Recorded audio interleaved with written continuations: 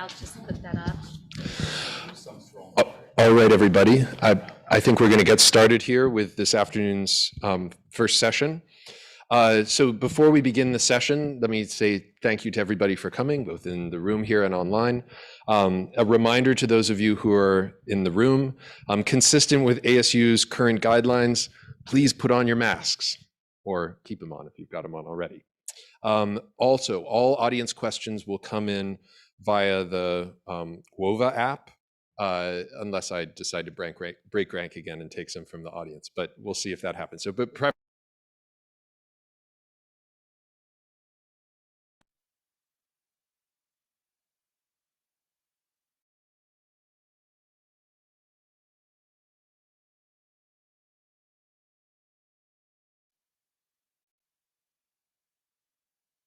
about digital technologies, digitization, but we're going to look beyond the level of risks these technologies pose or particular perturbations or transformations they've affected in social life to the larger ideas of their transformative potential and meaning, especially in their sort of utopian and spiritual dimensions.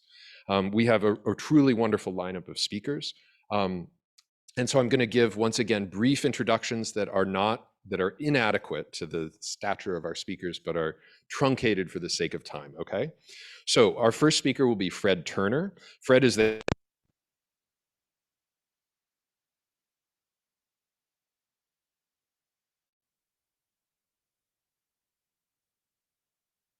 and has written a whole series of really fascinating books. Anybody who's interested in digital culture, in the sort of history of Silicon Valley and in dimensions of it in particular that are often neglected but are absolutely constitutive, you should take a look at Fred's books, which include Seeing Silicon Valley, Life Inside a Fraying America, The Democratic Surround, Multimedia and American Liberalism from World War II to the Psychedelic 60s, From Counterculture to Cyberculture, Stuart Brand, The Whole Earth Network and the Rise of Digital Utopianism, which is a real classic.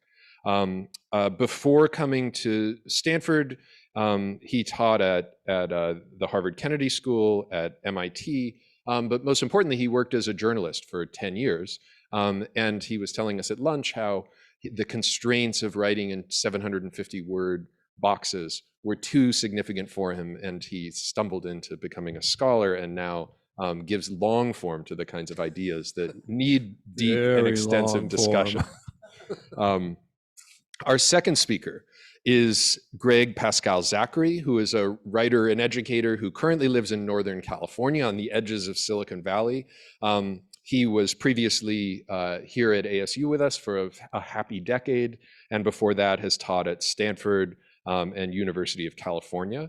He was a journalist. He was the Wall Street Journal's journalist in Silicon Valley for a long time. I heard uttered at lunch by one of our panelists the sentence that Gregg Zachary is perhaps the best technology journalist, period. And that was it, I believe. Correct. Right. From another former journalist. So that is high praise. I didn't want you to hear that because I knew what it would do to the the ego there. Yeah. But Gregg, perhaps a little bit like Fred, is a scholar with extensive interests, sort of masquerading as a journalist. He has written a host of books on a variety of different subjects. A couple of which I will name: The Endless Frontier, Vannevar Bush, Engineer of the American Century, the definitive biography of Vannevar Bush, who's a very important figure in the history of technology in the US. He has another book is Showstopper. What's the subtitle of Showstopper? Sorry, Greg. Showstopper, it's on the making of on innovation done at Microsoft. It was published in something like 96, is that right, Greg? And yet 94, and yet to this day continues to sell an average of 4 copies a day, if I'm not mistaken, which is an impressive achievement. And most recently, he is the author and editor of The Essential Writings of Vannevar Bush. This, I think, came off the presses about 10 minutes ago, and so I highly recommend it to all of you. Finally, our third speaker will be Faheem Hussain. who works at an exceptionally interesting intersection. He is an engineer who holds a PhD in engineering and public policy from Carnegie Mellon University, and he has extensive experience working at the intersection of technology, innovation, and socioeconomic development, particularly in Asia, Sub-Saharan Africa, and North America. He's currently a clinical associate professor in the School for the Future of Innovation in Society here at ASU. And his research interests include digital solutions for refugees, information and communication technology for sustainable development, the digital afterlife, digital rights, and the sustainable development goals. He has served as a technology specialist in various research projects with USAID, international development agencies like IDRC, DFID, Ford and Rockefeller Foundation, and international think tanks like Freedom House, Idea Corps, and etc. So again, we have a wonderful panel. Our panelists will each speak for 10 to 12 minutes, or maybe a little more. And then we will have a discussion. So let's turn it over to Fred to begin. Great. Thank you, Ben, and thank you, Misty. Thank you, everyone here at CORES. I feel really lucky to be here. This is a conversation I'm very, very proud to be a part of, and thank you for having me. I've actually got a couple of slides just to make the talking easier. I've got a story to tell, and if we can pop those slides up, I can tell the story with pictures, just because it's more fun that way. There aren't many, but I'm going to give you a very short 3-part history of an idea that animates Silicon Valley today and has animated the computer world since at least 1948 and the advent of the first digital computer. And it's the dream of a community and a society built virtually, built without our bodies involved. So let me, let's see if there we go, come back. Oh, I didn't want to show you the hippies yet. There he is, okay.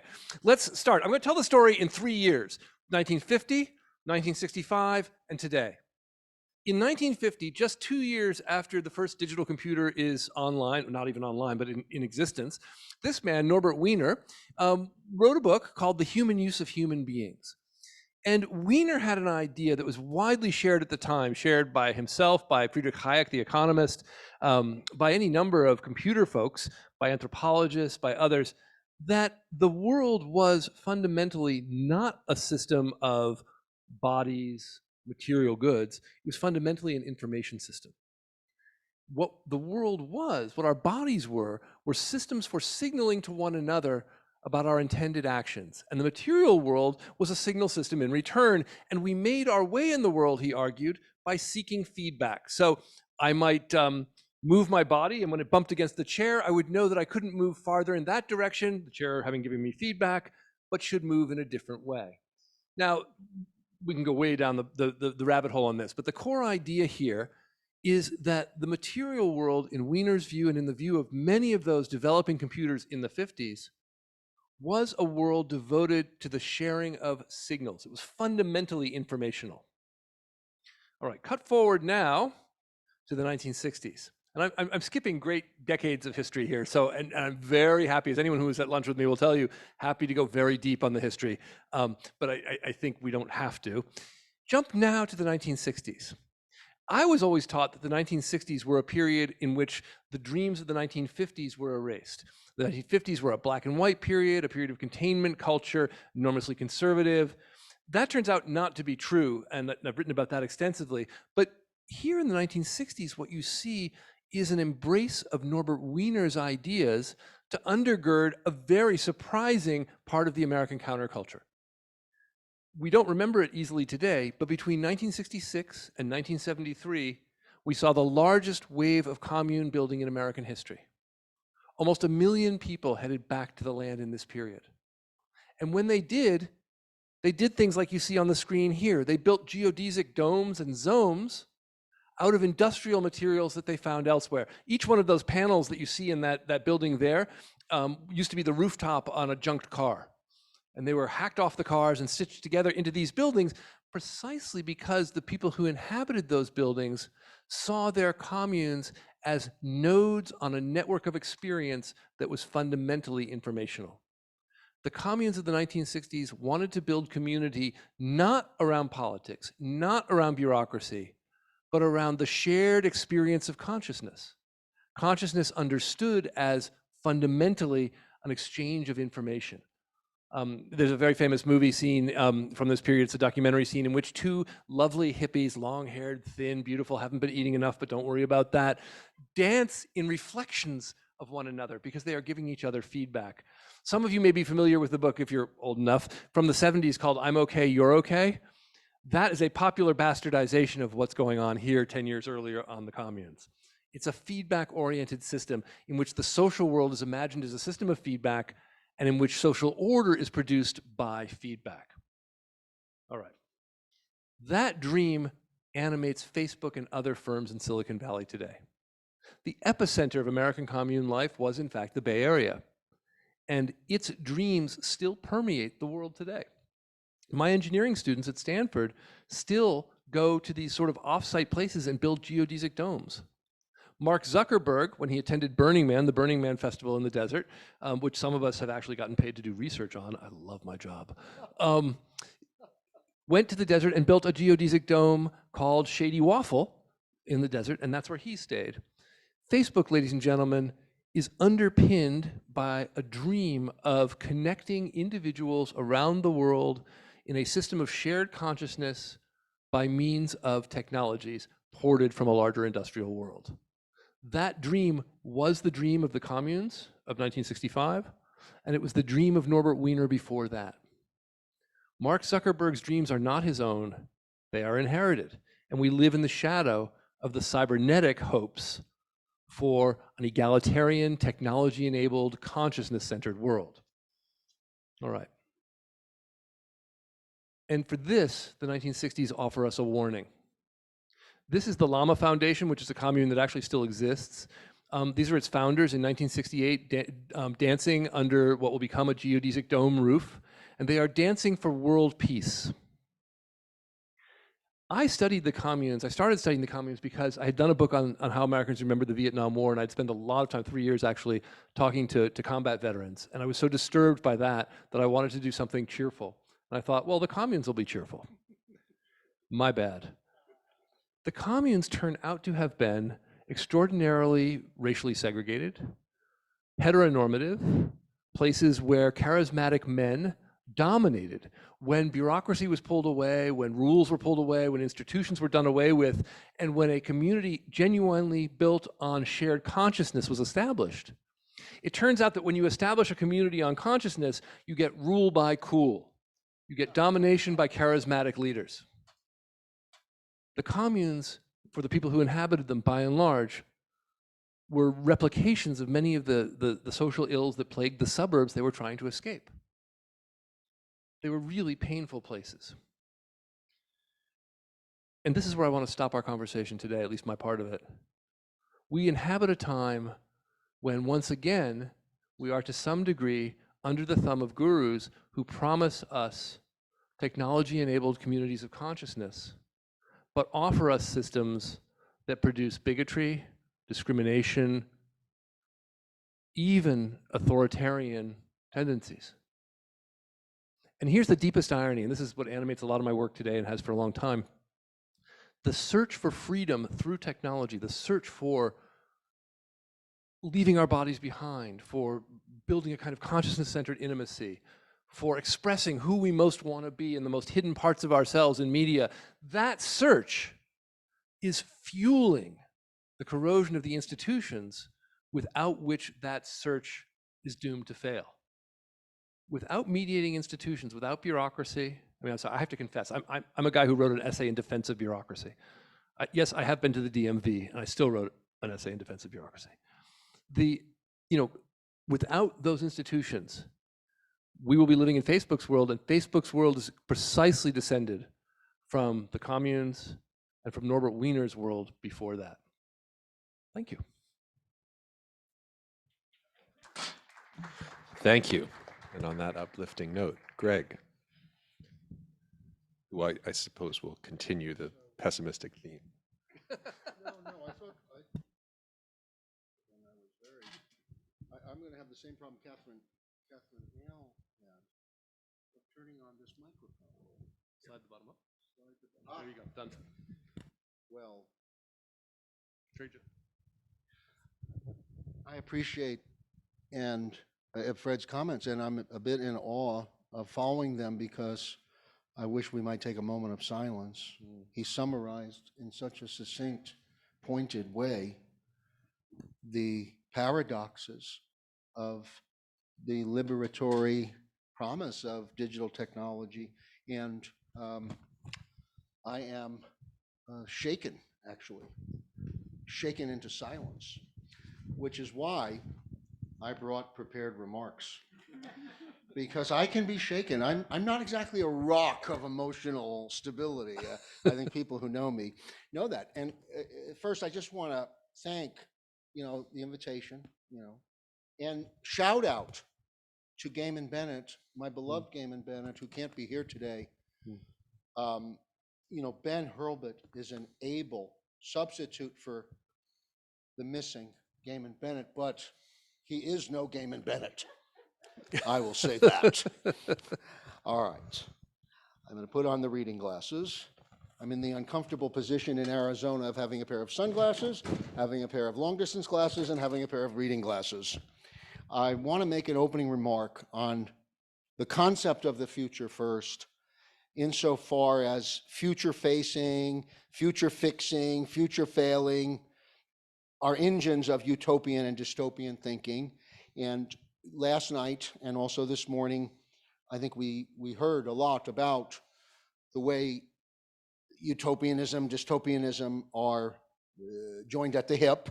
And I make these remarks in part so that later comments of mine might be seen in context and they might be better understood. The future concept, the concept of the future, is a pillar of capitalism. And one of the responses to creative destruction, quote unquote, since Marx and the Manifesto. So the stakes over the future loom large for political economy, no matter the implications for culture and technology and science. The stakes transcend whether you decide the future will be happy or sad, good or bad, utopian or dystopian, because there can be no robust capitalist system without the concept of the future. The future of whatever variety plays a vital role in the ebb and flow of capitalism, chiefly as the release valve or escape hatch from recurring economic crises that vex national and global economic systems. Without the concept of tomorrow, the awareness that there will be a tomorrow, indeed many tomorrows, there would be no way to extinguish or moderate or manage the periodic crises of overproduction or glut that bedevils capitalism. And despite Marx identifying this, it bedevils the managers and financiers of capitalism. Innovation is the enemy of glut, so is the desire of novelty. Both depend on the future for realization. So dynamic changes in the material conditions of existence can't be cynically dismissed merely as planned obsolescence or criticized as upsetting perceived traditional ways of life. As Marx famously insisted with Engels in the Manifesto, for the capitalist, all that's solid melts into thin air. Hence, utopian visions, however shaped by culture and human values, spring from the necessity of avoiding recurring overproduction or gluts, which neo-Marxists view as the paradox of plenty amid deprivation, or the destruction of reliable products and services in favor of what Leo Marx critically described as new and improved technologies. Innovations create artificial, or perhaps we might say constructed, scarcities. There are plenty of older iPhones available, but what's the supply of the iPhone 14? That's not a trick question. It's not released yet, so a priori, the number of iPhone 14s is 0. And that, by the way, is what maintains the price of the existing iPhones. The future is the relief valve, the prophylactic for one of the main ills of capitalism. So without this future, glut would be creating constant crises. Without the future, and products and services would be stable or stagnant. We would have simply path dependence on an installed base. And Dr. Nordman mentioned this morning, that we would have sustainable systems of life, but they would be relatively unvarying. But because of the future and because of the ceaseless drive for innovation, observers since Marx and Schumpeter have understood that the promise of new and improved goods and services enhance our appetites and cause or engender rebuilding of infrastructure of our lives. So the future is essential to the capitalist system, and whether we think the future will be good or bad, it plays an important role. We cannot get rid of utopian thinking. A lot of the emphasis so far has been cultural wellsprings for utopian thinking, artistic wellsprings, engineering aspirations. But the money people need the future, and we're going to get it no matter what. So just as political economy requires a robust concept of future, so does spirituality.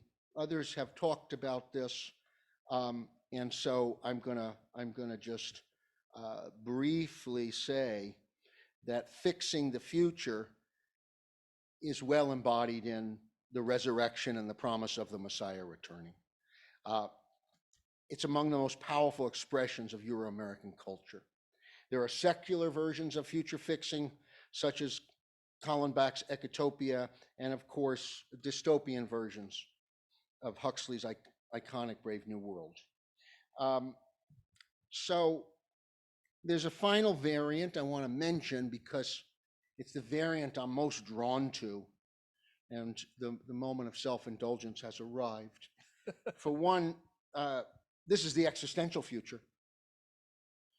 For one apparently unique aspect of human consciousness is the capacity to imagine our own demise, not merely in the moment, but sometime off in the future. And Andrew had mentioned something to me just moments ago about the P.D. James novel of knowing, what might happen a month after you die, and the awareness of our own death.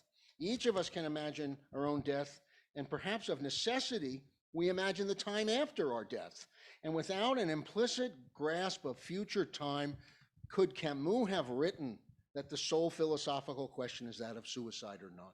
What kind of meaning would we derive from our lives if we did not have a future to somehow act as a measuring stick?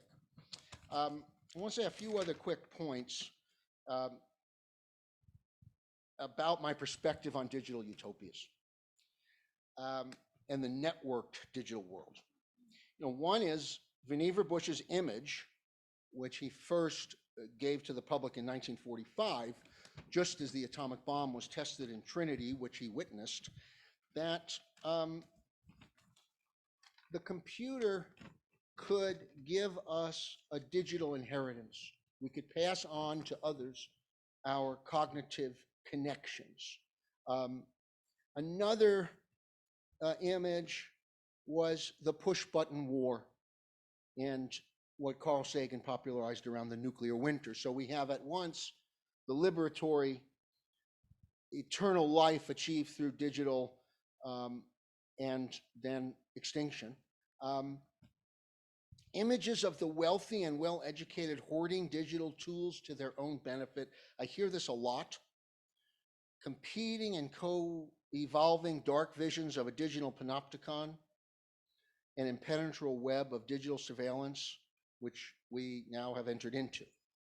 The final one, the specter of hackers running amok and crashing malevolently essential services, competing and co-evolving with a vision of a digitally endowed Internet of Things that creates smart objects that helpfully tell us to do things. Like, I would like each of these glasses, the 3 pairs I have, to say, which are they? These are my reading glasses. Can it just say that to me? Greg, these are your reading glasses. That's a product idea. Let me close by confessing that I'm by temperament a dystopian, but because of my long engagement with the past, I have a bias towards utopianism, especially because I've deeply studied nuclear weapons. Others have, of course, done much greater studies, but Vannevar Bush was the organizer of the Manhattan Project. He was one of the people that told Truman he should use the bomb, and I've spent a lot of time thinking about the period from Hiroshima, August 45, to Cuban Missile Crisis, a period neatly described by Paul Boyer, an intellectual historian of great esteem, by the bomb's early light. Nuclear weapons have never been used again in war, and leaders of our civilization deserve perhaps some kind of maybe 2 cheers for restraining themselves. And I take some optimism about this. At the same time, I have not been immune to the siren songs of techno-utopianism, and I'll close on this point. In the 80s and 90s, I heard many warnings about how the digitalization of everything might send humans off the rails, but these warnings were either ignored or became objects of derision. In particular, the forgotten Cliff Stoll and some of his agitation about this point. So I just welcome the chance to present some of my perspectives, and thank you for hearing me out, and looking forward to the discussion with others. Thank you, Greg.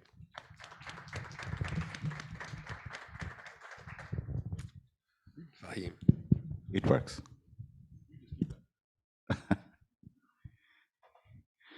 Thank you so much, Greg. And Ben, thank you. It's kind of, what should I say, fictional to be here in front of everybody in person without mask. So I'm just very emotional about it. Like, seriously, last time I did it was 2 years ago in AAAS, and interestingly, I was talking about digital afterlife. So I kind of jinxed it. So I'm not sure whether I should do this. So future is for everyone. Greg, do you remember this? So yeah, so that's I'm part of School of Future of Innovation and Society in the College of Global Futures. So that's one of our taglines: future is for everyone. But me, as a problematic child of development studies, social scientist, being from computer science, Ben actually told me I'm an engineer. It really hurts, seriously. It's been a while since I was called an engineer. So the thing is, future by whom? And utopia for whom? Who defines it?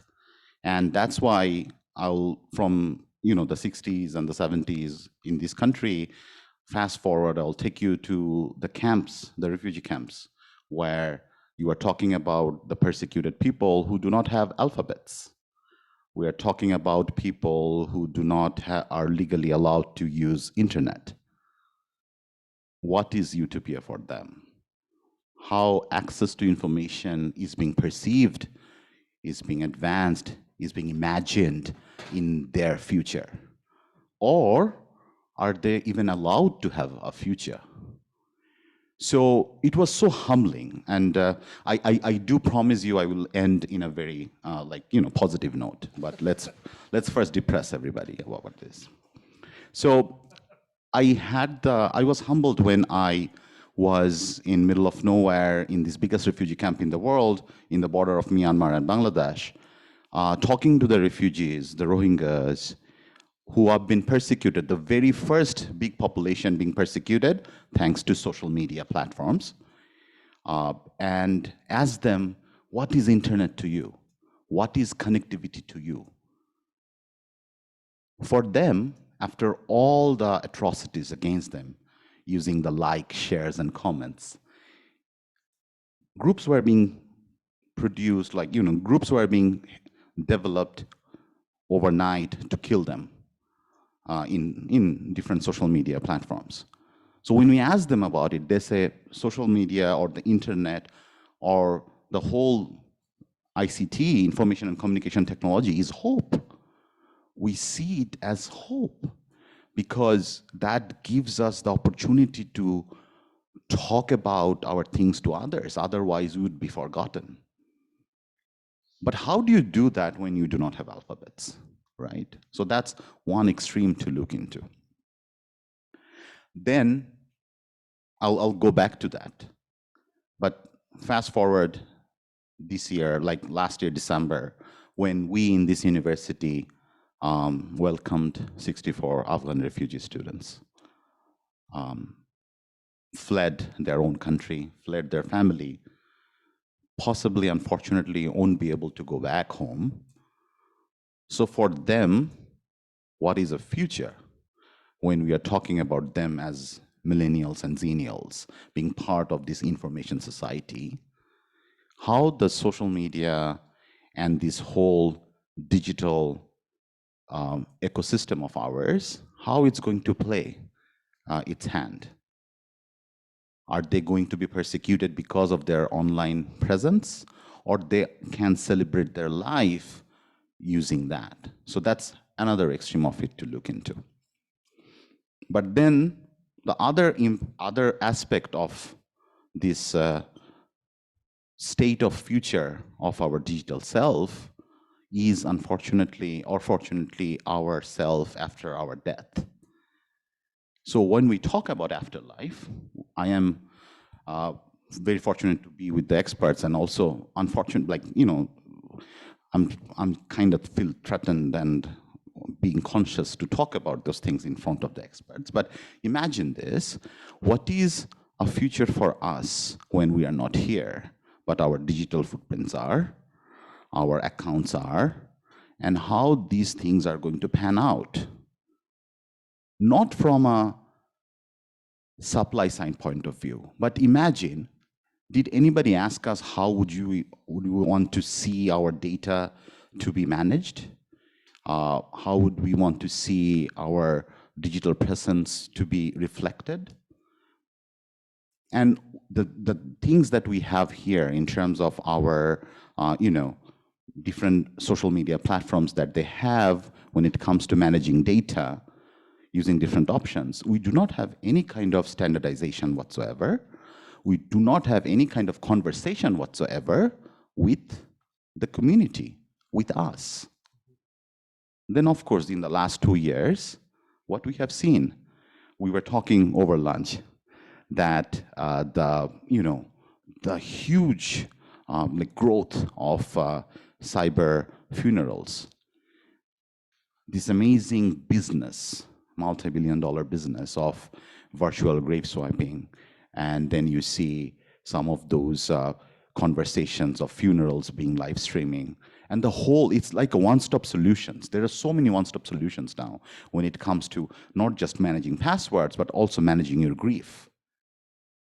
And that's one of the conversation Gaiman and I are trying to have also, is how the technology or different aspects of it, primarily in the Bay Area, how they are trying to define the different major social constructs, aka religions, and how the different religious practices are trying to define or redefine different technological options.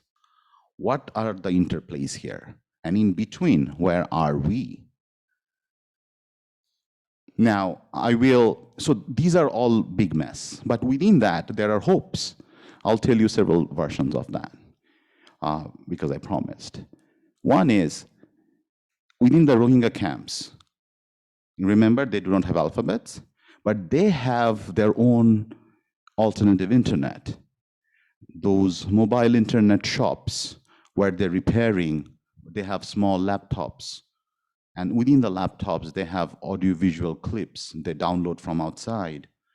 And then they have these market-regulated, prices. For 1 GB is, say, $1, 2 GB is for $4, something like that. And they actually disseminate information through that. So they communicate. Not only communicate during the COVID, so I was fortunate enough last summer to be there in the camp after 2 years. They have also took care of their health communication as well. Because imagine in a camp where there's no running water, very densely populated, how do you preach social distancing, washing hands, sanitizing? It's very rude jokes to have with these people.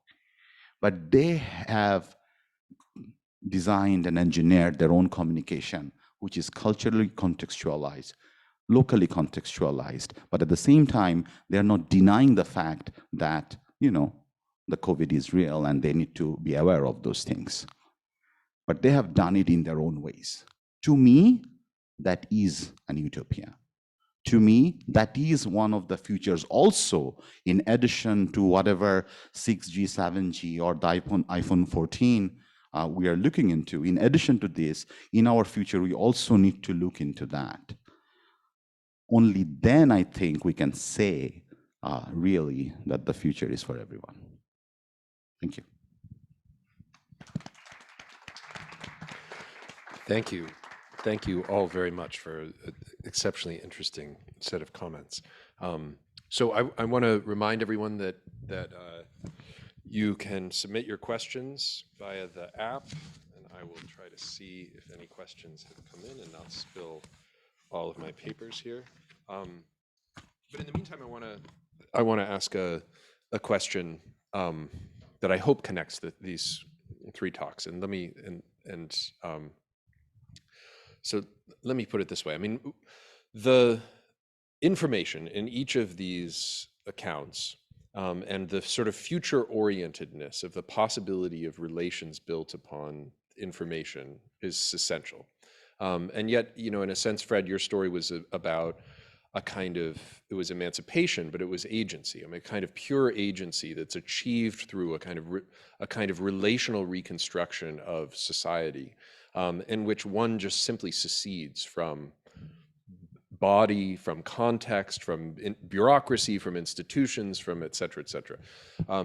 Gregg, your comments about, capitalism needing the future is in a sense about structure. I mean, utopian imagination is an essential part, you're arguing, essential part of the machinery of future production, which is a capitalist undertaking in a just sort of basic sense, because, Apple He always says what I say, only better.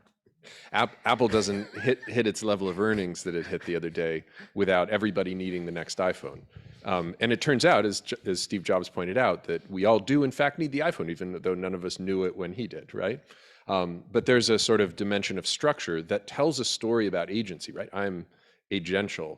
Actually, I'm imprisoned in a certain sense by this relation. That tells the sort of structure half of that story. And Faheem, I mean, I think what you've been very poignantly pointing to are the ways in which, we tend to ask questions in a kind of wholesale mode about technology. And is it good or is it bad? Is it enhancing or is it, but you're pointing to the very contextual forms of life that are very distant from our forms of life, or desperate forms of life, and the ambiguous relations that those forms of life have to these technological infrastructures, which have reached into those spaces, sort of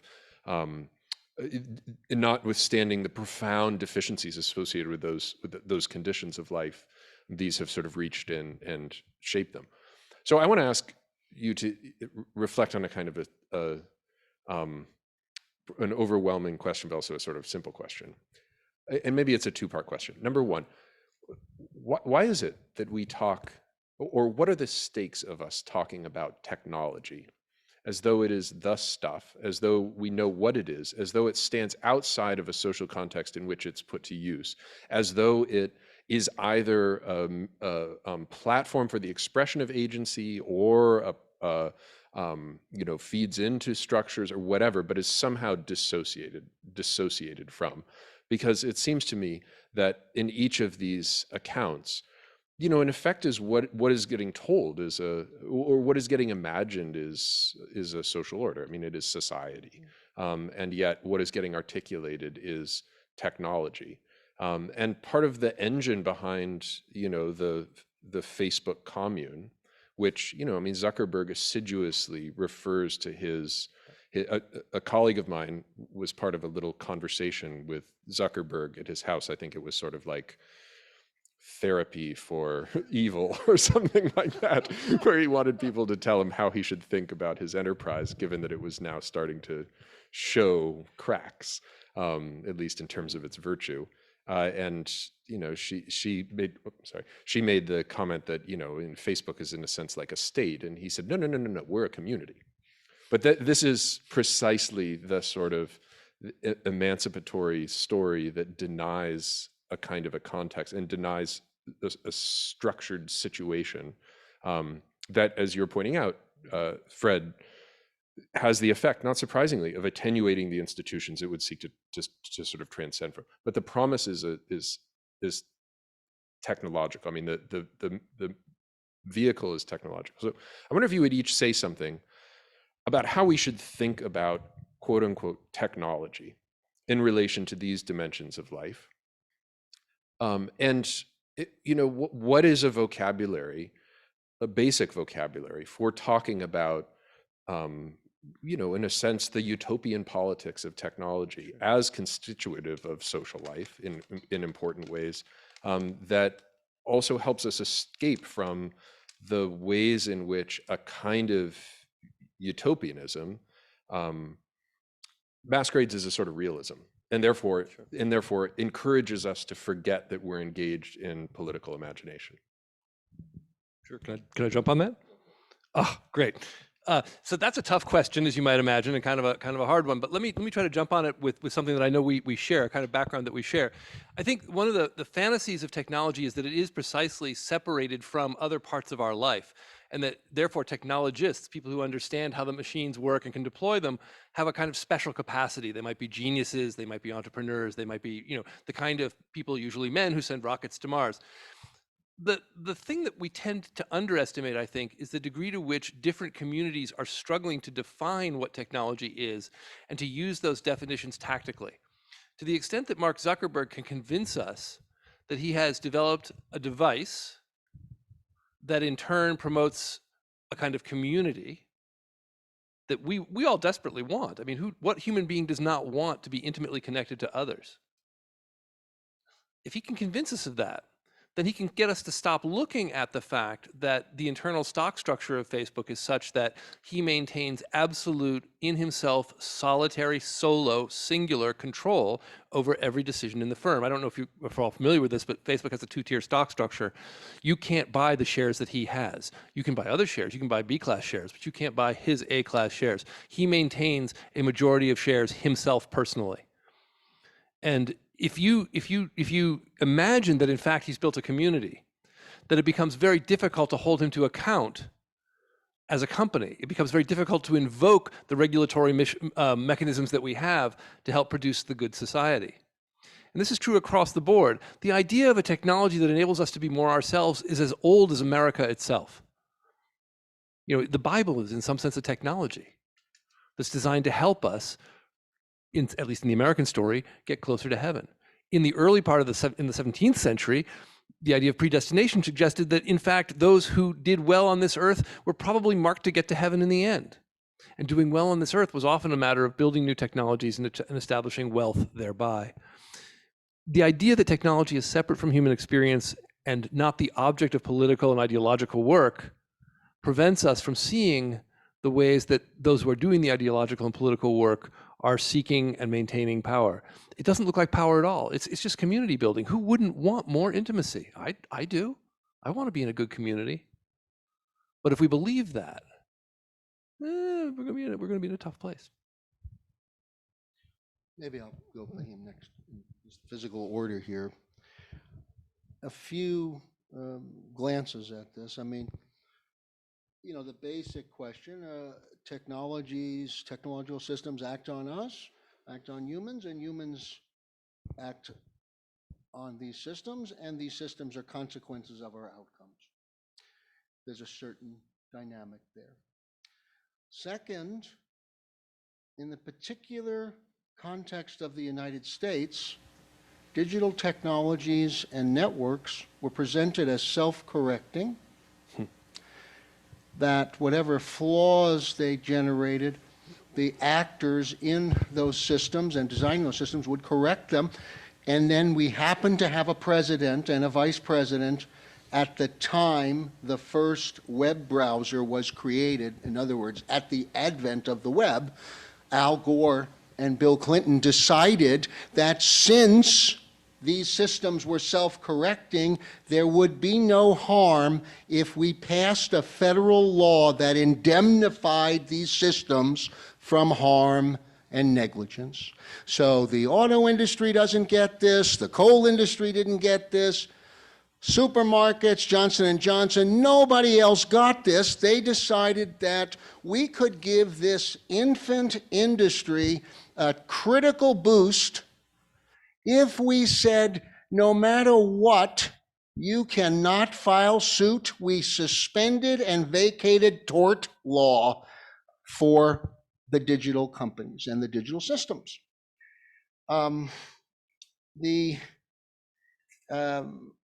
This created an enormous boom. And remember, we also suspended sales taxes. We said state and local governments could not impose sales taxes on transactions on the internet. This was only changed maybe 10 years ago. That was another critical boost. The fourth thing I'd say is, Ben, you are quite right, that in the vernacular community that I'm mostly part of, plain speaking folks, we don't have good language to discuss what's going on. There's still a phenomenal number of people that use the term high tech, that it's the high tech industries, that NASDAQ reflects high tech. What's high tech? And so this struggle for a better language to describe what's going on around us has been very difficult. The academic community, I remember, I'm a big personally fan of Langdon Winter. He's a kind of a hero of mine. Autonomous technology. What does that mean? I mean, technologies are autonomous. They're not. We have, even the academics have had trouble coming up with language that seems to keep up or even anticipate where these digital technologies or biomedical technologies are going. So you've presented a set of hard questions at a critical time where there's enormous discontent in the United States with self-regulation by the digital industries, because imagine if the tobacco industries had been self-regulated. Imagine if the people making drugs and pacemakers and on were self-regulated and could never be sued. Try to imagine America like that. So everyone knows this must end, and yet we have not received a single public policy proposal that has received enough support to go into law. President Biden is not sure whether this indemnification should be removed. Even President Biden is not sure. Nancy Pelosi is not sure. Of course, the Republicans are not sure, except when they're thinking that Facebook is against them or the social media companies are against them. So this is a very difficult time, and some of it is the language, because the siren song of the technology industries remains, you're being liberated by these technologies, you're being empowered, and we're amplifying voices. The voiceless shall be heard, and they are. I remember when Clay Shirky wrote the book, Here Comes Everybody, and it was met with applause, professor at Columbia. Here comes everybody, whoopee! Well, we know from Germany that everybody includes the Nazis, and the Germany wasn't so eager for that. I used to say, to the chagrin of our fearless leader at the School for the Future of Innovation, does the future for everybody include the right-wingers, the haters, the bigots? Must we work for their future too? So we have to ask ourselves tough questions about liberatory technologies, because we don't want to liberate the haters. We don't want to empower the intolerant. Or maybe we do. But if we do, we better be ready for the consequences of that, which is we become targets of the people we've empowered. And who told us about this? The Open Society and its enemies. I did not know Karl Popper was Jewish. Hava sometimes reminds me of my grandma, Bubby. I'd be sitting around and she'd go, did you know Tony Randall was Jewish? Did you know Burt Lancaster was Jewish? It just seemed like everybody that did anything was Jewish, including Jesus, of course. Yes, thank you, Hava, including Jesus. So at any rate, Karl Popper, the Open Society and its enemies. I mean, Popper told you, Weimar tells you where we're going. So we've created this open society, and now we've given super-sized steroidal tools to the enemies. And we wonder why we're in bad shape?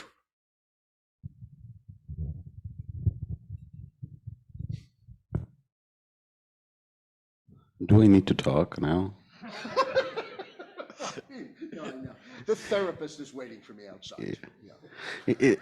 It's always tough to follow up after Craig, but anyway, and to make things worse, actually, beyond the boundary of this country or the continent, these are new republics. The Republic of Facebook, the Republic of Google, and their clout of influence and their money is so much than majority of the countries. And if that's the case, there is a huge asymmetry of power. Now, see the disconnections when it comes to, if some of you follow this, Google and Facebook every year actually releases their freedom report or something like that, information. I have huge issues with it, but anyway, let's not go there. The thing is, in the report, they talk about how many requests they have made to these companies about releasing information about how many people. As if they have the moral high ground, and they say that, oh, we haven't shared this much, we have shared this much, things like that. So they are actually the ones who are defining or redefining the rules of engagement when it comes to access to information. To some extent, it's fine, but then what happens if the other governments, the traditional ones, are oppressive, who do not represent us? Then we have the new republics, and you have the old republics, and in between you have the citizens, where they will go. And that's one of the things I really freak out about, in terms of where is my voice when it comes to all these channels and platforms, and I'm supposed to be, have the ability to talk about myself. But more and more, I feel like our voices are being oppressed under this so-called this diversity of technologies. So that's one. Then the other thing is, when we talk about, it's tough when you cannot read your own handwriting. That's amazing. I'm going to shut down on that, but the thing is, yeah. I'll shut down. This is hilarious. Can I just follow right up on that? Because I think you've actually said something incredibly useful and important, and I want to flag it. And it's the idea that we're actually often looking at the wrong thing, the wrong sort of unit of analysis. If we look at, quote, technology, then we're not looking at the fact that we're dealing with new states or old states. And maybe the right unit of analysis is the state, the society, and start from there. There are some countries doing that. I'm a big fan of German internet policy, and one of the things that the Germans have shown us, they've built new privacy laws that actually American companies like Google and Facebook are deploying in the U.S. because it's too inconvenient for them to run different legal systems for privacy, different technical systems for privacy in the European market and the American market. So they're just running it according to German law in America. And I think that's actually really powerful. If our legislatures can't regulate, other states can. The Germans recognize that their mission is to help produce a strong democratic Germany.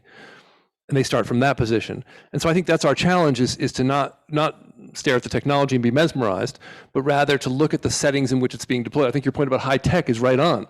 If we keep saying high tech, if we say good society, that's a different question. But then to make things worse, now I could decipher my own handwriting. So it's I was trying to get hopeful there. It's relevant. What the hell? So it's then you have these other states like China and Russia with their alternative internets and their technologies, Yep. and how they're selling things to others. Yep. And that kind of baffles me to the core when it comes to, we are defining things, we want to regulate them, but then the other extreme is these countries with their own technologies that they're willing to share with others in terms of surveillance and all. So even if we are trying to regulate our own here, things have gotten out of hand. But again, I would argue, so I know the Chinese case quite well. One of my colleagues is Jennifer Pan, who's arguably America's leading scholar in that space, and I spent a lot of time on her work. And what she shows us is that, in fact, the challenge in China is not, in fact, I would argue, the technology, but its deployment by a particular authoritarian state. You can call out the authoritarian state without, I think, shifting focus onto the tech. I also just want to note that one of China's strategies is most interesting, is to flood the internet in China with pro-government statements. And that's a super interesting tactic, right? To use the expressive capacities of people to encourage them to make pro-government statements. It's a little like being asked to review products here in the US. Review the country. Do you like Xi Jinping? You know? And it's actually enormously effective. It tends to drown out critical voices. One last note on China's situation. They actually don't tend to censor speech, which is actually very interesting. They tend to track speech, and if it shows signs of leading to street-based action, they intervene. But so you can actually say a lot of very negative things about China on the internet in China, but if it shows signs that you're going to get together with 3 friends and do something about it, the police are right at your door. I would argue that that's a function of Chinese history, the Chinese state, the particular regime that's in power, taking up the affordances of the technology. And our challenge is not to damn the technology with the authoritarian state, but rather to focus on how the authoritarian state is shifting in response to the new machines. So it's a very interesting discussion. There's a question from the audience that I think actually feeds right into this. So I'll just read the question. The role of freedom, what role would freedom of expression play in virtual utopia? Would there be no disagreement? Would all perspectives be allowed and heard? Who would decide what gets censored, etc.? Let me just layer something on top of that. The question of censorship, of course, is an immediate and practical and very interesting question. Let me just layer something on top of that, sort of 2 things. Insofar as the sort of digital public sphere is imagined as a public space, of course, the private ownership, governance, et cetera, of the digital public sphere is a question. But at the same time, when in certain prominent lines of thought in political philosophy, the public sphere has been a place not just for expression, but also for the articulation of those fundamental norms that constitute, in effect, the public sphere and the sorts of institutions that grow out of it and that constitute state and society, in effect. And so if what's at stake in this question of free expression is also the question of what free expression is and how we imagine and understand freedom, right? And what forms of institutional mediation are appropriate to freedom, and indeed what vocabularies do we bring to our very projects of collective political imagination. These seem to me spaces in which it's not just the question of who's going to manage the speech on Facebook or on Twitter or whatever, but what speech itself even means. What is this sort of constitutionalism? What is this sort of shared constitutional imagination that stands back of that, particularly when, by virtue of being embedded in a technological platform, it's taken out of a well-structured arena for asking these questions and put in a totally different kind of one. This is one of the examples of where we're lacking clear concepts and language. So the Hyde Park notion that you're standing on a soapbox is often the foundation for what speech is. And what I would say is that free speech absolutists or First Amendment absolutists who think everything is really Hyde Park. Every form of speech is First Amendment speech, is speech of conscience. I think we clearly have to circumscribe First Amendment absolutism. We have to accept that nearly all speech over the internet, or all of it, is commercial speech. Commercial speech has always been regulated in the United States. There is no need to do pyrotechnical judicial reasoning to signify what is hate speech and what is not. We have always had laws by the FDA, the SEC. You cannot make false statements about XYZ. We knew exactly what a false statement about a stock was or about a drug was. These are simple problems when you see them as commercial speech. By the way, every expression mediated over Facebook or Instagram, etc., implicitly is owned by those platforms because they can be taken down, they can be regurgitated, etc. I've warned students about this, that someday Facebook will sell their lives back to them because you've given them those lives. But the point is that First Amendment absolutism is pernicious. So the ACLU is now an obstacle to progress. Karen Nussbaum, who's on the board, who is the one loud advocate for changing their position, she must win, because we see the results that because of the power of the internet, hate speech will drown everything else out. This is not Hyde Park. We're not on soapboxes. It's not a human voice projecting. It's the ability to send millions of messages in an instant, essentially for free.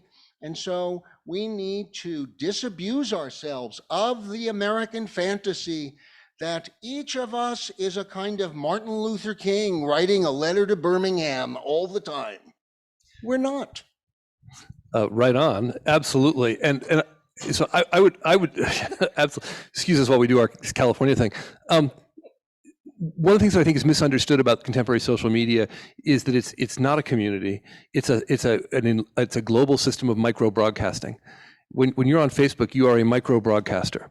Yet we have failed to apply, the Digital Millennium Copyright Act is what I think you're referring to. We've refused to regulate social media as if it were broadcasters, choosing instead to regulate it as a system of personal speech, as though that personal speech were happening in a bedroom or a living room, and we should be free to say whatever we like because it's our bedroom, it's our living room, whatever. So Facebook is much more like a mall, and in a mall there are things you're not allowed to say, and the mall guards can throw you out if you do. The same is true inside Facebook. I want to flag something that one of my colleagues, Ted Glasser, has focused on in his research that's really important. It's the distinction between freedom to speak and freedom to hear. On the one hand, my digital utopia would perhaps not include a space in which everyone gets to say everything that they want every moment, but it would be a space in which we easily hear those who are different from one another and from ourselves. And one of the ironies of our current space is that we've made it super easy to hear very loudly people like ourselves or people who really hate us. And it's very difficult to hear the kind of nuanced in between that we actually need to hear. And so how do we get to that? I think we get to it by doing exactly what Gregg is suggesting, recognizing that these are not systems of conversation, but systems of broadcasting. That when you converse in cyberspace, you're conversing in a public sphere like a broadcaster, and we treat them as such. So I think that would be step one. I think I'll just hold there. Okay, thanks. So there's another question that I think is in keeping with this. So the first part of the question is, how can we imagine responsibility, privacy, and self-ownership? I think in this sort of digital space, generally the question asks, is the future of digital afterlife comes into being for all of us. So I guess I would amend that to say digital life and afterlife. But then the rest of the question is quite interesting. We have rigorous consent protections to protect biological data, with Henrietta Lacks HeLa cells being a powerful example of that malfeasance, of a failure in that regard. So how do you envision our responsibility to data and our digital footprint after death? And one thing I would just sort of add to this is that one of the very interesting things that you said, Fred, but it came up actually early in the first panel this morning, and in some respects in the second panel, is the sort of relationship of the body to imaginations of the future, and to B, a sort of technological displacements of embodiment. And the Henrietta Lacks case is really quite interesting because a persistent tension there around that case is it a person by virtue of being that person's stuff, or is it information? And we still govern information and biological stuff differently. We used to govern biological stuff as essentially information, right? And but then more importantly, the person as body and the relation that person bears to the stuff that comes from that body. And of course, the digital stuff is enormous and voluminous, and one can have one's career destroyed in one's mid-30s because of something one tweeted when one was 17 or whatever. I mean, the sort of the ways in which an identity is attached or detached from the digital stuff. And of course, the person, whether embodied or disembodied, as a sort of locus of identity, responsibility, etc., it's a challenge for us to contend with. And so I wonder if you'd each make a comment about the self and how we ought to think about the self, and in particular about the ways in which body should or shouldn't figure as we envision ourselves moving into yet more Baroque digital spaces. I mean, just one quick little additional anecdote to touch this, which I don't know if this is actually true or not, because I read this in a little crappy media source, but there was a story about some woman recently who went into the metaverse for the first time and was immediately accosted and assaulted, sexually assaulted, basically. But was she? I mean, it was an avatar in the metaverse, and whatever. And how do we, and then it's sort of this problem of, do our norms match, or what? I mean, is this a place we should live anyway? What does it mean to live in this space, and how should we think about the self as we traverse between these different domains of disembodied I have very, very strong feelings about this. I think one of the deepest fantasies in American society is that we can leave our bodies behind and enter a kind of semi-heavenly state while here on earth. Speaking from a religious perspective for just a moment, I think that the thing that is most important that we've lost track of is the fallen state of human beings. Human beings are fallen creatures. We are not already heavenly. It is partly our work to get to that place. Speaking from a non-religious perspective and speaking to the issues that you were raising, Faheem, I think that, it is only possible to hurt someone when you imagine that they are not fundamentally the same as you. If you see another person as a person rather than an image, rather than a story, you can't do to them what people do. It's only when I can categorize someone as Rohingya, as other, as different, when I can label them, when I can tell a story about them, when I can detach their humanness, their shared humanness with me from their actual bodies and turn them instead into a story for which I have to write a violent ending. That's when violence happens. So one of the fantasies that Zuckerberg and others in the digital world have promised us is that in an information space, we can leave our bodies behind and achieve a new intimacy. They have offered us precisely the technique that is the technique on which violence at scale depends. So I have to say, my first book was a book about how Americans remember the Vietnam War. I spent a lot of time with combat veterans.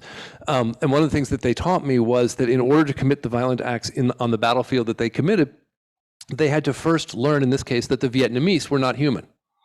And that was part of boot camp. Boot camp was about teaching you that the Vietnamese were not human. They were a series of slurs. In many ways, the digital world detaches us from our bodies and makes it so easy for us to imagine that we are each other's slurs. We're not people. And that, I think, is one of the great crimes of disembodiment. I think disembodiment is a problem. I don't know how to speak about the digital afterlife. I turn that over to others. Well, let me just say, and Raheem, I know, is going to have a lot more to say about this, but on the positive side, Daniel Borstein wrote a book, The Creators. Richard Florida talked about, more recently, an urban planner, and the creatives. For the creators and the creatives, digital immortality is DIY, do it yourself. I went on Professor Nordman's webpage today, and I would not quite call it your digital immortality page because you don't have a holograph, but that's where we're going. There's going to be a holograph of Gregg Zachary. I mean, sure, family members mostly will show up. Your grandchildren that I may never see may want to talk to me, and they'll be able to talk to me. I'll actually respond. They'll get my face moving, and I'll say things like, well, young man, I would try this. And then he can tell his father, my son, well, granddad, I think, would have me do this. Or scholars. I mean, maybe my peers didn't appreciate a lot of my insights, but hey, the unborn might. And 50 years from now. Greg, I don't think there's an AI that could predict what's going to come out of your mouth next. Yeah, they can distill. And this is what Vannevar Bush meant about your digital inheritance, was your associative trails, the connections you made. And so whereas now we think of, oh, I've written 6 books or 10 books or 3 books, and this is what I bequeath to my intellectual community, or I'm a surgeon and I've done these surgeries and I bequeath that.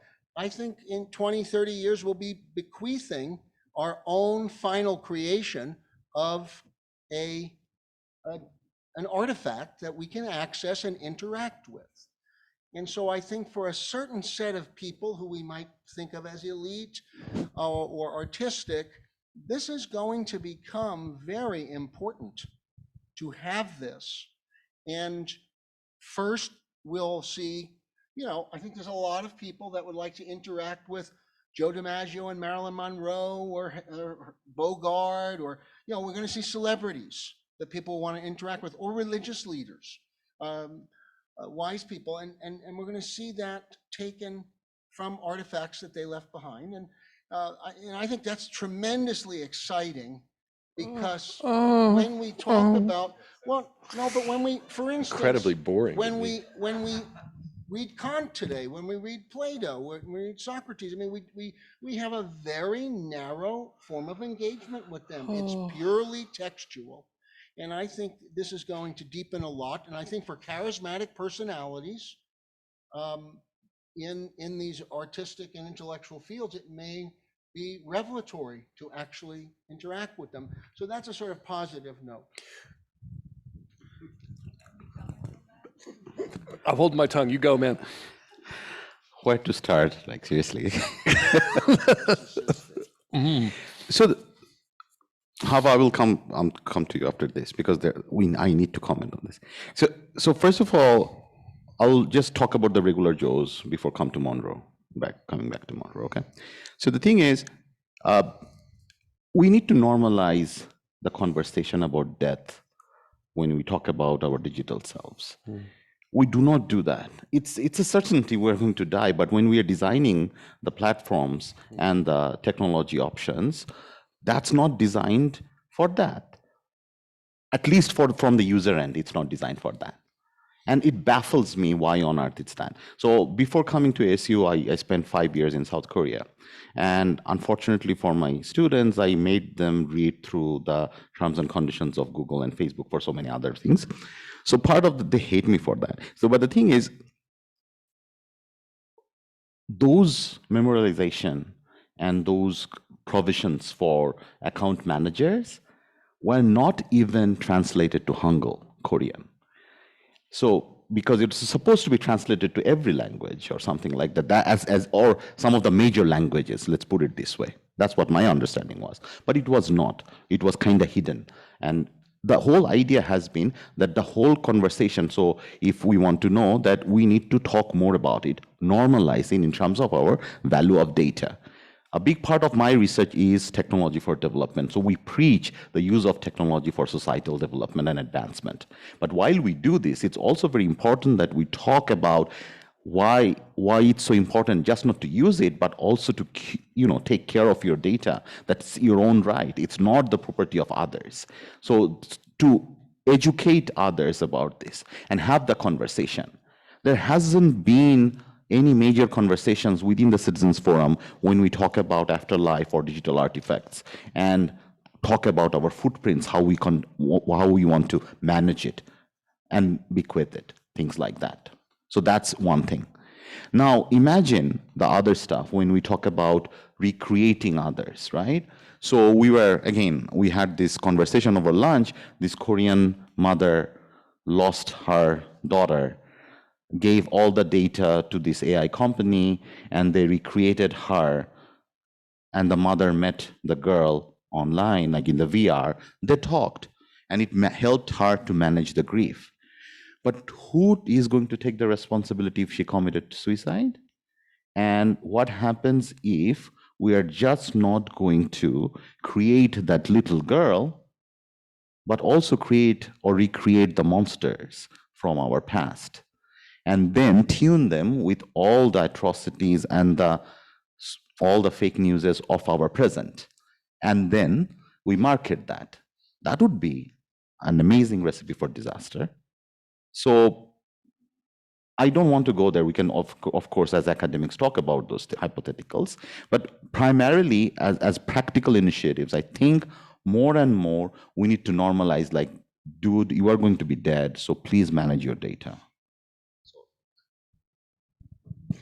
Okay, you're going to be dead, so please manage your data. Yeah, Fred, do you want to have the last word? Sure. I'm trying to manage my indigestion after that last comment there, Greg.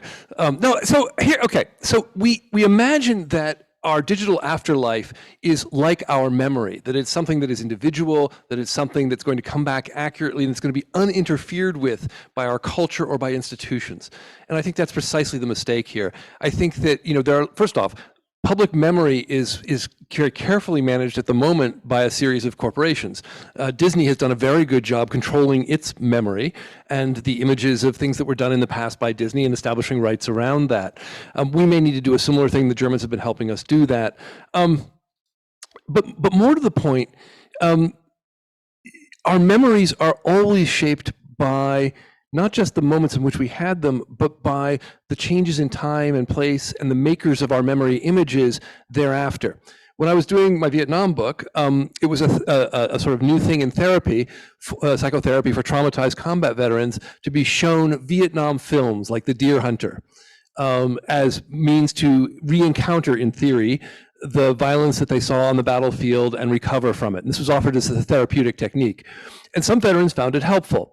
From my perspective, the veterans were being offered the opportunity not to remember the combat that occurred, but rather to integrate their own personal experience into a larger, socially acceptable, corporate-produced narrative of what the war meant. So my concern with digital memory and the way that we're talking about it now is that we might, in fact, not be remembering at all, but be offered in encounters through avatars based on our past, the opportunity to integrate our present stories or our own memories into stories that have already been rendered accessible and acceptable by corporations and states. We imagine the internet is a space of individual one-to-one connection and conversation. It just isn't. We need to surface those intermediary players and hold them to account. And I mean, God help me if Plato comes back. Plato, I mean, love the books, but Plato seems like a really nasty human being. I don't need him at my dinner table. But I think that's a great point to end on because, collective memory is foundational, is constitutive of political communities, and the ways in which we inadvertently, unthinkingly cede that to those who are not, who it's a who point don't own them. well taken, that the intermediaries could alter what I'm describing, and I've described perhaps an idyllic utopian vision of how we each could control this expression, when in fact there will be software tools, there'll be machinery that acts as an intermediary. I feel chastened, Fred, and Greg and I go back a bit. And I will go back to the woodshed on this. I was hoping I'd be around. I remember, I've just got to say this. This was hysterical. ASU has an online thing, online teaching, and I had to do like 20, 30 films for this online class.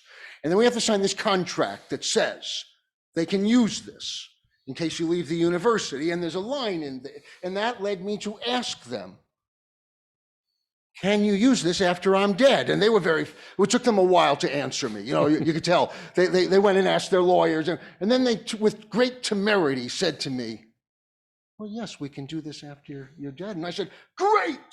They were like so relieved. It was like, that's the whole reason I'm doing it. I want to be lecturing at ASU after I'm dead. I mean, this is the whole idea. And they didn't know what to think. Let's put, this is Sky Song, the people at Sky Song. They were like, what's going on with this guy? He wants to do this because he'll be teaching after he's dead. I said, you don't even have to pay me. This is like a Woody Allen thing, right? I'll teach after I'm dead. I won't even get paid. Right. I'll just be happy. Maybe classes led by me and I'm dead. I think it's the one good instance of digital immortality I can think of. So thanks for that, Greg. And thank you to this entire panel for a really, really excellent. Thank you, Ben. Thank you, everybody, for being here. Really appreciate it. So we will now take a break for, a little bit less than 15 minutes and begin once again at 3:30 with our next session on Designing Utopia, ? Ethical, political, and religious guidance. Thank you.